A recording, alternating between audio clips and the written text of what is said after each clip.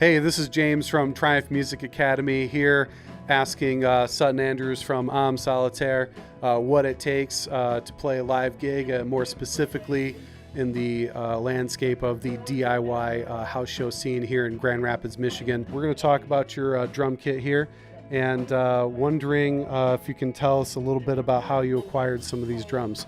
I bought the kit when I was a senior in high school. It was a Gretsch Energy, just like basic beginner's kit to start. I kind of modeled it off of other drummers that I liked. They used like Yamaha toms, so I've got two Yamaha birch toms. I still have like the same Gretsch Energy kick drum, and then I've got a pork pie birch snare, 14x7 that I play on. My cymbals are really, really loud, so I kind of wanted like a bigger snare that would sort of cut through the sound so it wouldn't like get muffled underneath all the noise of the cymbals that I've got.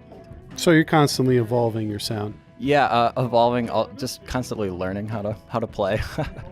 To me, that's what the best musicians do. They're just constant. There's no point where you arrive where you're like, all right, I'm good now. Well, Sutton, thanks for talking to us about your kit, and let's get Joe over here. I see that you got a bunch of pedals here. You got an awesome amp setup with a vintage Ampeg, and I guess my first question is if not a lead guitarist, what do you consider yourself in terms of what you contribute to the band?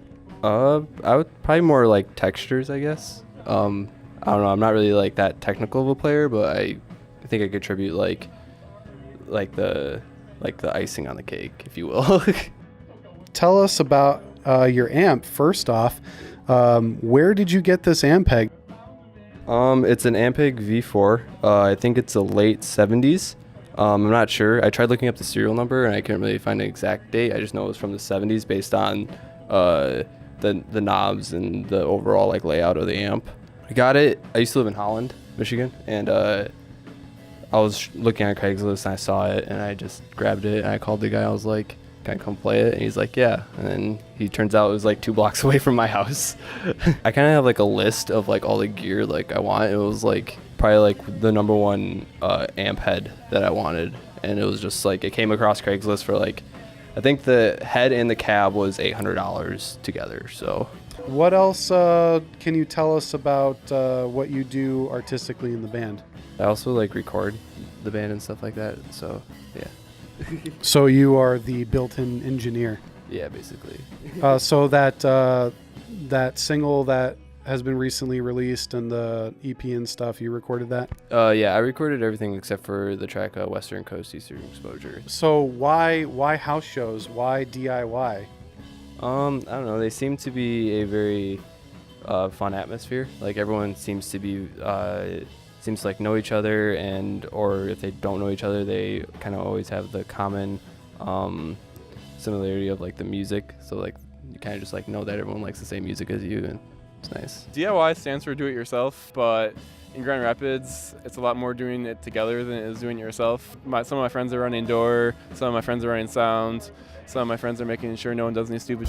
Do you get a lot of downloads of your recorded material at the moment? Yeah, like a scary amount of downloads. I'm like, oh, that many people have our album on their iTunes. What else would you want to tell people about the DIY scene in Grand Rapids? The DIY scene in Grand Rapids, I think, is one of the coolest DIY scenes on the planet. It's kind of always in flux. Sometimes there are more houses, sometimes there are not that many houses, or like places that have shows. But no matter what, a ton of people always come out, and there are always people who are super into it and are super willing to donate.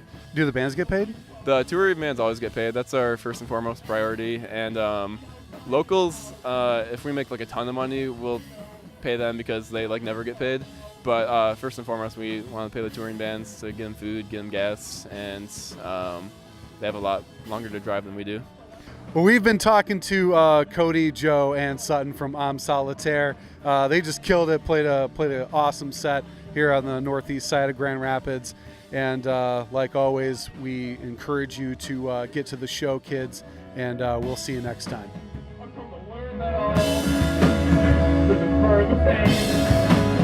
starting in the river. I'm giving you the blame. I've come to learn that